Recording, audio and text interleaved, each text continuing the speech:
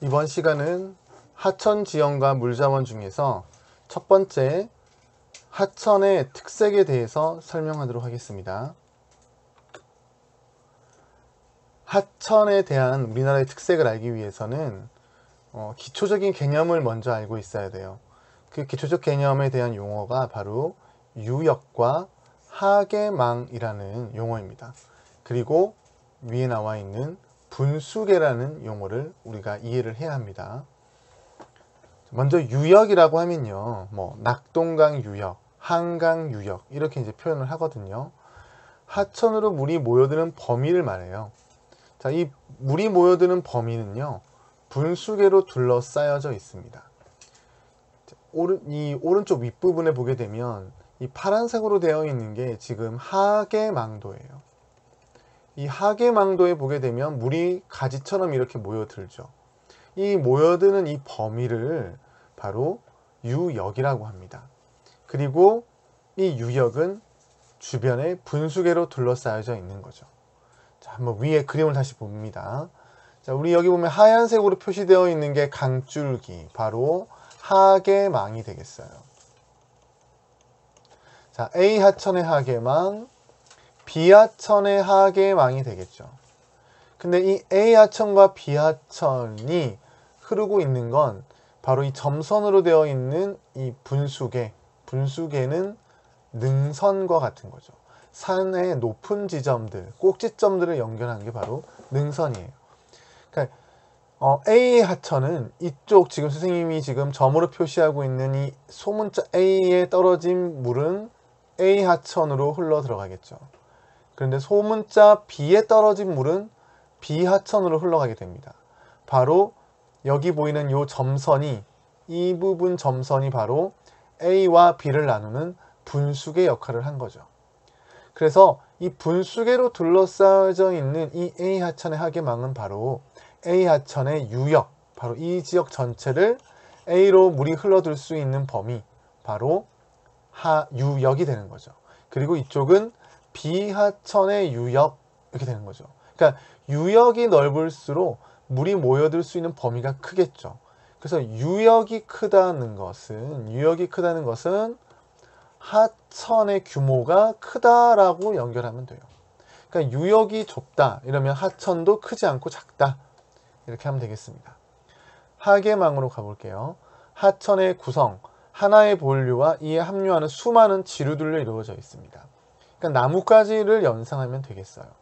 하계망이란 본류와 지류의 유로가 이루는 전체적인 수계, 이걸 바로 하계망이라고 하는데요. 자, 하계망을 나타내주는 이 가지 같은 걸 보게 되면 어떠한 하천도 같이 모여들지 않는 혼자만 흐르는 하천은 우리가 1차 하천이라고 합니다. 자, 그리고 1차와 1차가 만나면 2차, 2차와 2차가 만나면 3차. 근데 3차와 1차가 만났다고 4차가 되진 않죠. 바로 3차가 됩니다.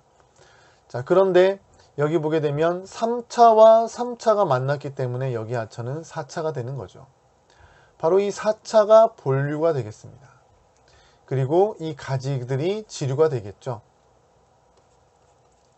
그리고 차수가 높을수록 상류가 되고요. 차수가 낮을수록 상류가 되겠고요. 차수가 높을수록 하류가 되겠습니다. 교과서에 있는 그림을 갖고 와봤는데요. 섬진강 유역을 지금 확대해 봤습니다. 지금 빨간색으로 되어 있는 게 분수계인데요. 분수계는 선생님이 설명했죠. 능선 같은 것이다. 곧 산맥이라고도 볼 수 있다. 산지의 연결이라고도 볼 수 있어요. 여러분, 백두대간이라고 우리 앞에서 했었죠. 바로 백두대간을 중심으로 한 산경도, 바로 이 산경이 바로 산지의 연결입니다. 결국엔 이 지역이, 이 산지가 바로 높은 곳이겠죠. 높은 곳이 되겠고, 이 바다가 낮은 곳이 됩니다. 결국엔 높은 곳에서 낮은 곳으로 물은 흐르게 되겠죠. 바로 이 분수계와 가까운 곳이 상류가 되겠고요. 분수계에서 멀어져서 바다와 가까운 곳이 바로 하류가 되겠습니다. 자, 이 부분을 확대해서 보면 이렇게 되겠죠. 자, 이 주변에 둘러싸고 있는 이게 바로 지금 선생님 빨간색으로 칠하고 있는 이 부분이 바로 뭐가 되는 거예요? 분수계가 되는 겁니다. 그러면 이런 자리에서 이제 물이 시작을 하는 거죠. 하천이 시작해서 흘러가는 겁니다. 자, 하천은 이 방향으로 흘러갈 거예요. 이 방향으로 흘러가는데 여기 지금 댐이 있으니까 이 댐 때문에 뒤에 이렇게 저수지가 만들어지는 거죠. 그리고 여기로 해서 이렇게 흘러가죠. 흘러가고요. 흘러가서 바로 남해로 빠지는 겁니다. 이게 바로 무슨 강이에요? 섬진강이 되는 거죠. 자, 물은 여기서 시작한 거예요. 시작해서 이 방향으로 흘러갑니다. 이 방향으로 흘러갑니다. 이 방향으로 흘러가서 자, 이렇게 해가지고 만나게 되겠죠. 이 자리에서 만나서 더 큰 하천이 되는 거죠. 자, 이런 식으로 여러분들 좀 이해를 하면 우리 유역, 하계망, 분수계에 대한 개념을 좀 잡을 수 있을 것 같아요. 자, 선생님이 실제 이 선산 지역에 있는 뒤에 있는 비봉산을 가지고 분수계와 유역을 한번 나눠 봤는데요. 지금 자, 여기 보세요. 선산 뒤에 있는 비봉산이에요. 여기 보면은 지금 이런 것들이 바로 지금 빨간색으로 칠하고 있는 것들이 뭐예요? 빨간색으로 칠하고 있는 것들이 능선이 되는 거죠. 바로 이 능선이 뭐가 된다 그랬어요? 이 능선이 바로 분수계가 되는 겁니다. 자, 이 분수계는 물을 나누는 거예요. 여기 떨어진 물이 바로 이 방향으로 흐르게 되겠죠. 이쪽에 떨어진 물도 이 방향이 되어서 여기 모여서 이렇게 흘러가게 될 겁니다. 자, 여기서 선생님이 하얀색은 바로 분수계가 되고요. 그 하얀색 사이에 있는 부분이 바로 하계망이 되겠죠. 자, 이쪽에 여기 지금 선산 이편한 세상이 있는 것 같아요.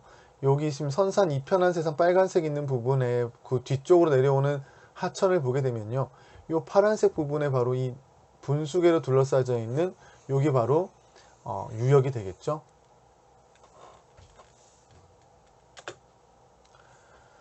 자, 그래서 우리 상류와 하류를 좀 한번 구분해 봅시다. 상류와 하류에서 먼저 상류는 경사가 급하겠죠. 하류로 올수록 완만해집니다. 강의 폭, 하폭도 상류는 좁고요. 하류는 넓습니다. 당연히 유량도 어때요? 상류는 적고요. 하류는 많습니다. 자, 이 상류에 쌓이는 퇴적물들은요. 아무래도 산지와 가깝다 보니까 입자의 크기가 크죠. 입자의 크기가 큰 것은 멀리까지 이동하기가 어려워요. 상류 지역에 주로 쌓이게 되죠. 입자가 작은 것들은 하류까지 멀리 이동하게 될 겁니다. 그리고 이동하는 동안 하천에 의해서 또는 서로 그 퇴적물들끼리 부딪히는 과정 속에서 마모가 되게 되고 그러다 보면은 점점 둥그러지게 됩니다. 그걸 원마도라고 하는데요. 상류 지역은 서로 부딪힌 시간이 짧아요. 바로 부서지자마자 떨어진 거죠. 그러니까 원마도가 낮습니다. 근데 하류 지역은 입자를 살펴보면 굉장히 원에 가까워요.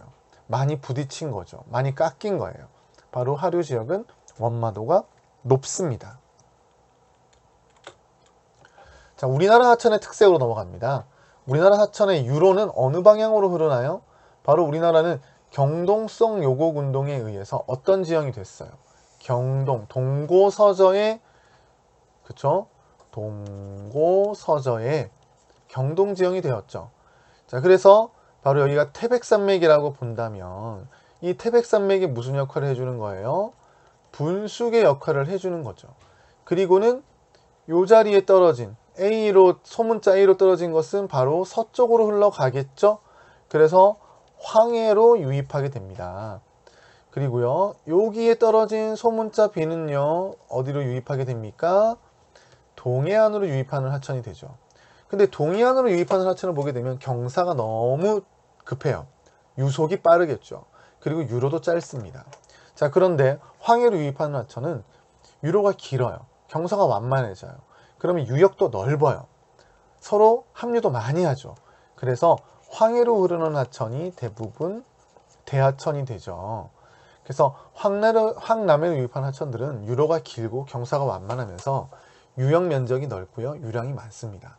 그러니까 한강, 금강, 영산강 또는 남해로 흐르는 강들은요. 섬진강, 낙동강 자, 우리나라 바로 5대 하천이 전부 다 황해와 남해로 유입하는 하천입니다. 자, 근데 동해로 유입하는 하천의 특징은 유로가 짧고 경사가 급하고 유형 면적이 좁고 유량도 적죠. 그래서 대부분 소하천이 됩니다. 자, 그리고요, 우리나라 하천의 두 번째 특징은 하천의 유량 변화가 크다는 거예요. 자, 이유는요, 강수량의 계절차가 크기 때문입니다. 결국 하천의 물의 양은 강수, 비가 조절하는 건데요. 우리나라는 어느 계절에만 비가 많이 옵니까? 여름철에 비가 많이 와서 그 비가 너무 많이 오다 보니까 홍수가 나는 거죠. 그리고요, 오히려 겨울철에는 강수량이 너무 적다 보니까 용수가 부족한 가뭄 현상을 겪게 됩니다. 자, 여러분들 이렇게 한번 생각해 봐요. 자, 아무리 많은 물도요, 천천히 깔때기에 붓게 되면 깔때기 바깥으로 물이 넘치지 않고, 자, 이렇게 한번 볼게요. 선생님이 이렇게 깔때기를 이렇게 가지고 있다고 보세요. 깔때기가 있는데 이 깔때기로 물을 부어요. 근데 엄청나게 많은 물도요, 속도를 천천히 해서 붓게 되면은 깔때기 바깥쪽으로 물이 넘치지 않고 빠져나갑니다. 하지만 물의 양이 적더라도요, 굉장히 빠른 속도로 깔때기에 붓게 되면 깔때기 바깥쪽으로 물이 넘치게 되죠. 바로 이게 범람이에요. 그러니까 비가 많이 온다고 무조건 범람하는 게 아닙니다. 비가 그렇게 많이 오진 않더라도 갑자기 집중호우 같이 폭우가 쏟아지게 되면 범람을 하게 되는데, 우리나라는 여름철에 집중호우가 많은 나라예요. 그러다 보니까 넘치죠. 범람하게 됩니다. 자, 이러한 환경에서는요, 수력 발전이 불리해요. 1년 내내 물의 양이 일정하게 저수지에 저장되어 있어야 항상 물을 내리면서 수력 발전을 할 수 있는데, 우리나라는 그게 좀 힘든 거죠. 그래서 용수 확보에도 어려움이 있고요. 특히 하천을 이용한 교통에도 매우 불리한 나라가 됩니다. 그러니까 여름에는 물이 너무 많아서 불리하고요, 나머지 계절에는 강바닥이 드러날 정도로 물의 양이 적기 때문에 배를 띄울 수가 없어요. 자, 그러다 보니까 우리나라는 이런 것에 대한 대비를 해야 되겠죠. 그래서 저수지라든가 댐이라든가 보 같은 것들을 많이 만들어서, 이런 것들을 우리가 총칭해서 수리시설이라고 합니다.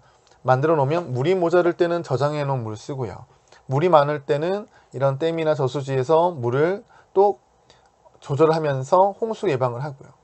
그리고 가장 중요한 건 요거예요. 나무를 많이 심으면 됩니다. 이 나무가 스폰지 같이 산에서 이 물을 저장해주는 역할을 해주는 겁니다. 그래서 이 산림, 숲을 녹색댐이라고도 해요. 이렇게 되면 홍수도 예방할 수 있고 가뭄도 예방할 수 있게 되는 아주 좋은 역할을 하게 됩니다. 자, 우리나라의 하천이 얼마나 안정되느냐 불안정하냐를 나타내주는 값이 바로 하상계수라는 값입니다. 이 하상계수가 크다는 것은 물의 상태, 유황이에요. 이게 불안정하다는 건데요. 하상계수는 어떻게 구하냐? 어떤 하천의 최소 유량을 1로 봤을 때 최대의 물의 양을 x로 보는 거예요. 이 x값이 클수록 하상계수가 크고 강은 불안정한 거죠. 자, 평상시의 하천은 우리나라에 이렇게 정도 흐르고 있는데, 여름만 되게 되면 물이 엄청 불어나서 이 바깥쪽으로 넘치게 되면 범람이 되는 거죠. 자, 우리나라와 외국의 하상계수를 한번 비교해 볼게요. 이렇게 금강까지 딱 나누면 되겠죠. 자, 우리나라 한강 일대 393입니다. 그러니까 한강만 해도 가장 물의 양이 적을 때가 1인데 가장 많을 때는 393배나 많은 거예요. 자, 그런데 나일강, 양쯔강, 독일의 라인강, 콩고강 같은 경우, 특히 이 열대우림 지방의 콩고강은요, 하루 동안, 그러니까 매일매일 거의 비가 오다시피 하기 때문에 비가 올 때, 비가 안 올 때 정도의 차이밖에 없어요. 그래서 1대 4 정도밖에 차이가 나지 않아요. 그러니까 유황이 안정돼 있고 수자원을 이용하기에 좋겠죠. 근데 우리나라는 너무 차이가 크니까 이용하기가 불리한 겁니다. 그래서요, 우리나라는 비는 많이 오는 편인데 물 부족 국가라는 그런 이야기를 듣는 거죠. 자료 분석입니다. 여러분들 한강 대교 관측소에서 유량을 측정해 봤어요. 그런데 언제 유량이 엄청나게 폭증합니까? 바로 7, 8월. 그러니까 우리가 주로 언제예요? 여름이죠. 여름에 이렇게 완전히 그냥 폭증하는 거죠. 그런데 나머지 계절은 굉장히 적지 않습니까? 그렇죠? 그러니까 우리가 유황이 이런 것들을 가지고 불안정하다고 하는 거죠. 자, 왜냐? 영강 수량의 50% 이상을 어느 계절에만 내리기 때문에 그렇다. 바로 여름에만 내리기 때문에 그렇습니다. 자, 그런데 1945년도에는 393이었는데요, 한강이. 99년도에 와서는 90으로 엄청나게 줄었어요. 자, 왜 줄었냐? 그러니까 강이 왜 이렇게 안정적으로 변했느냐? 그러니까 실제 한강, 서울에 가보면 유람선이 항상 떠 있죠. 가보면 서울 한강은 홍수 날 때, 비가 너무 많이 왔을 때를 제외하고는 거의 일정한 물의 양을 보여요. 그게 왜 그러냐? 바로 상류 지역에다가 댐을 굉장히 많이 만들었기 때문이에요. 이런 댐에서 물이 모자르면 보내주는 거죠. 그래서 한강에 유람선을 띄울 수 있을 정도로 일정한 유량을 어느 정도 확보해 주는 겁니다. 결국 무슨 말이냐? 최소 유량은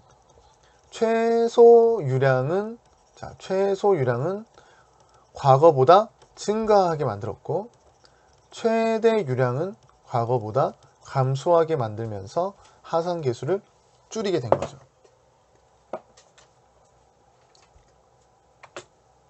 네, 이렇게 보시면 되겠습니다. 자, 여름철 강수 집중이고요.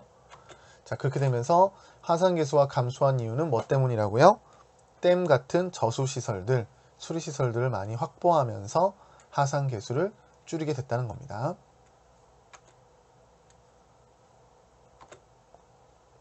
자, 이렇게 보면 우리나라에 지어져 있는 댐이나 방조제, 하구뚝에 지금 표시를 해놓은 지도를 보면 특히 서울을 중심으로 해서 이 북한강 쪽에 이렇게 많은 댐들이 건설되어 있고, 이런 댐들이 한강의 유량을 조정해주는 역할을 하는 거죠. 남한강 쪽에도 이렇게 충주댐이라는 큰 댐을 만들고요. 이렇게 여러 댐들이 이 서울로 흘러드는 한강의 유량을 조정해 줍니다. 자, 이렇게 강들마다 곳곳에 이렇게 댐이 많은데 발전도 하고요. 그 다음에 용수 확보도 하고 홍수 예방도 하는 다목적 댐들이 많이 있죠. 자, 그래서 이 댐의 모습을 오른쪽 사진에서 확인하면 되겠고요. 자, 댐이 이렇게 있으면 이 댐의 높이만큼 뒤에 저수가 되는데요. 이 지형의 모양에 따라서 이렇게 뒤에 만들어지는 저수지의 모양, 이런 것들이 결정되고, 이런 지역들이 또 수몰되게 되면 이런 수몰 지역들이 발생해서 비용이 또 발생하기도 하죠. 이거는 여름철 각 우리나라 5대 강의 유량을 표현해 주는 건데요. 한강이 가장 큰 강이죠. 그 다음에 낙동강, 금강, 순인데 모든 강이 지금 다 어느 계절에 유량이 가장 많다는 걸 알 수 있어요. 바로 여름철, 특히 7, 8월을 중심으로 해서 유량이 가장 많다는 걸 알 수 있죠. 이렇게 되면 하산 계수가 어떻다? 하산 계수가 크다. 그리고 이걸 우리는 어떻게 표현한다? 유황이 불안정하다, 이렇게 표현하는 겁니다. 자, 그래서 홍수와 가뭄이 빈번하게 발생하는 나라가 우리나라입니다. 자, 그런데 유럽 같은 경우에는 기후가 1년 내내 비가 일정하게 내리는 나라예요. 그러다 보니까 이 강의 하천에 물이 일정하겠죠. 그러니까 홍수 같은 것들이 크게 나지 않아요. 그러다 보니까 지금 여기 보이듯이 수운 교통이 되게 발달을 합니다. 이렇게 배들이 되게 많고요. 이렇게 운하 같은 걸 만들어서 이 운하를 통해서 물자들을 많이 나르고 있죠. 그리고 이 하천 바로 옆에 이렇게 집들을 따다다닥 붙어서 많이 만들게 되면, 우리나라 같은 경우에는 범람의 위험 때문에 이렇게 못할 테지만 유럽들은 이런 범람의 위험이 적기 때문에 이렇게 집을 바로 하천 옆에 지어서 이용할 수가 있게 되는 거죠. 자, 그리고 우리나라 하천의 특색 마지막입니다. 감조 하천이에요. 자, 우리나라 대부분의 큰 강은 전부 다 어디로 유입한다 그랬어요? 황해와 남해로 유입한다 그랬죠. 근데 이 황해, 남해, 특히 황해 같은 경우에는 밀물과 썰물이라는 조석의 영향을 크게 받습니다. 결국 이 강은 바다까지 가는데 이 바다에 도달하는데 이 바다의 높이가 달라요. 하루에 2번씩. 썰물 때는 강이 더 멀리까지 갈 수 있고 민물 때는 오히려 그 강을 거슬러서 바닷물이 올라오는 현상이 있게 되죠. 자, 밀물 때 바닷물이 올라오면서 바닷물이 역류해서 주변으로 넘치게 되면 염분의 피해, 염해가 발생해요. 근데 이 염해는 그냥 범람, 일반적인 민물이 범람하는 거랑 달라요. 염해가 발생하게 되면 모든 농작물들이 말라 죽는 아주 큰 피해가 있게 됩니다. 특히 여름철에 집중호우가 내려서 강은 불어날 대로 불어나 있고, 근데 거기에 갑자기 1년 중에서 가장 높이 물이 올라오는 백중사리 같은 만조가 겹치게 되면 강물뿐만 아니라 바닷물까지도 왕창 넘치게 되면서 큰 홍수 피해를 입게 되죠. 근데 서해안은 또 완만한 지역이에요. 그러다 보니까 넘치는 면적도 굉장히 넓게 됩니다. 그리고 그 지역이 또 하필이면 곡창지대가 많아요. 그렇게 되면 우리나라의 쌀 생산에도 굉장히 큰 영향을 주게 되겠죠. 그래서 이 염해 같은 거를 방지하기 위해서 지어지는 게 바로 하구뚝입니다.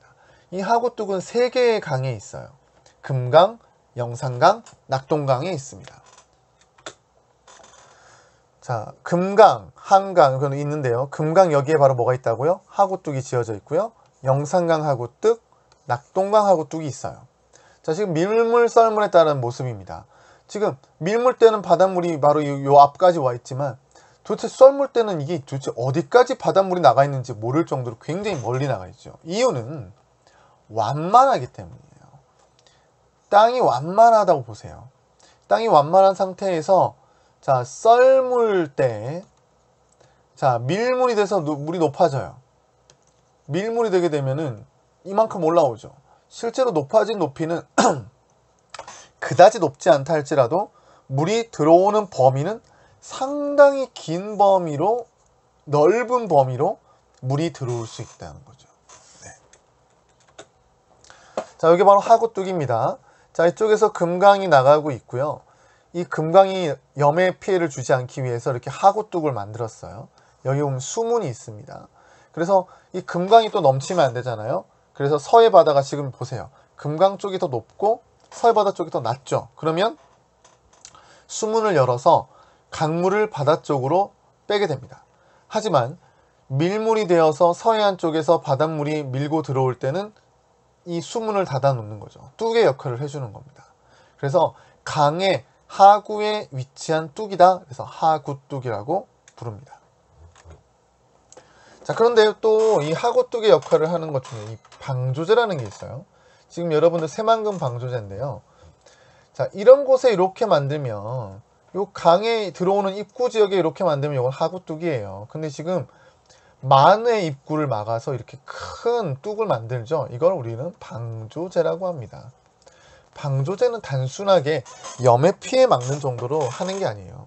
이거는 이제 간척 사업을 목적으로 하는 경우가 많죠. 자, 지금 여기 보면은 수문을 열어서 물이 이렇게 이동할 수 있게 해주는 장면이 지금 여기 나와 있죠. 지금 보면 알겠지만 이 새만금 방조제가 와 끝도 없이 지금 가고 있다는 것을 알 수 있습니다. 자, 한번 이 감조하천과 관련된 문제인데요. A, B, C, 그러니까 C가 더 이제 상류 쪽이고 A가 하구가 되겠죠. 자, 그런데요. A 지역을 보니까 물이 어때요?